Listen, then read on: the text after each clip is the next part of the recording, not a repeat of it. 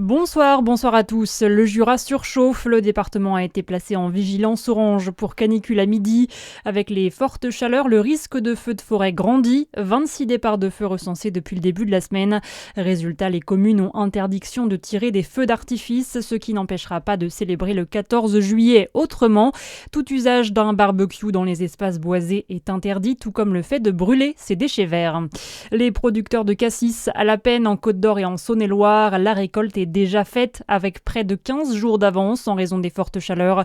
Mais cette année, il faudra se contenter de la moitié de la production habituelle, entre 20 et 60% de pertes pour l'ensemble des producteurs de la Bourgogne. La sécheresse aura eu raison du petit fruit noir qui a cuit directement dans les champs. À Besançon, les usagers seront privés de tramway pendant 5 semaines à partir de lundi. En cause, les travaux de création du 4e terminus dans le quartier de la Grette. Des bus seront mis à disposition pour remplacer les trams aux mêmes fréquences et les arrêts seront à proximité de ceux utilisés par les trams. Dans le reste de l'actualité, la France n'est pas épargnée par les incendies. Plus de 25 000 hectares ont brûlé depuis le début de l'année en France.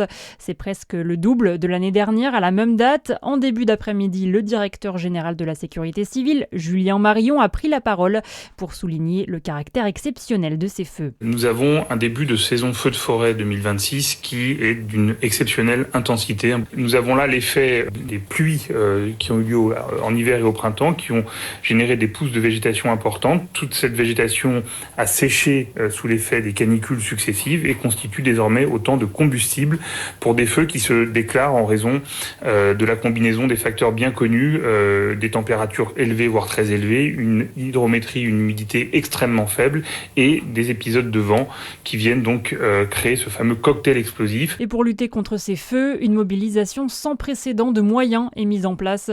La sécurité civile espère pouvoir déployer l'avion A400M, un avion militaire qui permet d'installer un kit de largage d'eau de grande capacité de 20 tonnes.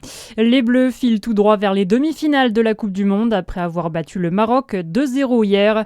La ville de Dijon a annoncé la mise en place d'une fan zone au Zénith pour le match de mardi soir. Le coup d'envoi est prévu à 21h. Les portes de la salle, elles, ouvriront à 19h. Et en cas de qualification en finale, la mairie compte reconduire la retransmission sur grand écran.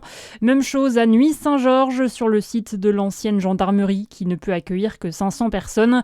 Et à Besançon sur le parking battant, reste à savoir qui de l'Espagne ou de la Belgique sera l'adversaire de la France. Et puis on termine avec le Tour de France. Le Belge Tim Merlier remporte la 7e étape au sprint à Bordeaux. Le maillot jaune, lui, reste sur les épaules de Tadej Pogačar. Voilà pour l'info. À suivre votre météo sur Fréquence Plus.